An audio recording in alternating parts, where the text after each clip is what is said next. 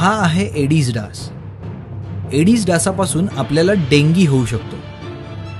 डेंगीशी मुकाबला करण्यासाठी डेंगीचा प्रतिबंध केला पाहिजे, कारण उपचारापेक्षा प्रतिबंध कधीही चांगला। डासांना संपवा, डेंगीला हटवा। घरात किंवा घराच्या आजूबाजूला स्वच्छ पाणी साठले की त्यात डास अंडी घालतात आणि केवळ 7 दिवसात त्यातून नवीन डास तयार होतात। रुग्ण व्यक्तीस ताप येण्याच्या 1 दिवस आधी आणि ताप आल्यानंतर 5 दिवस विषाणूंची संख्या मोठ्या प्रमाणात असते। त्यावेळी त्या रुग्णास डास चावल्याने ते विषाणू त्या डासाच्या शरीरात प्रवेश करतात। मग हा डास एखाद्या निरोगी व्यक्तीस चावून हा रोग देऊ शकतो। अशा प्रकारे तीव्र तापाने ह्या आजाराची सुरुवात होते।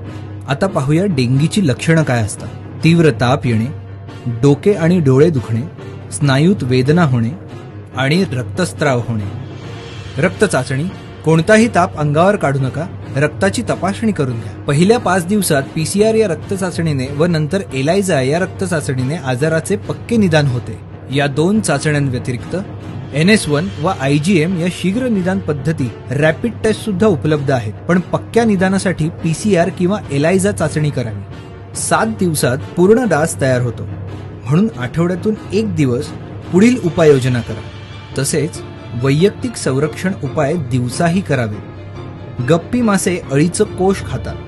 हे मासे पाण्यात सोडल्याने मोठा प्रतिबंधक उपाय होतो। तर यावर उपचार काय आहे? या आजारासाठी उपचार नाहीत, फक्त लक्षणांनुसारच उपचार करता येतात। त्यामुळे प्रतिबंध हाच चांगला उपाय आहे।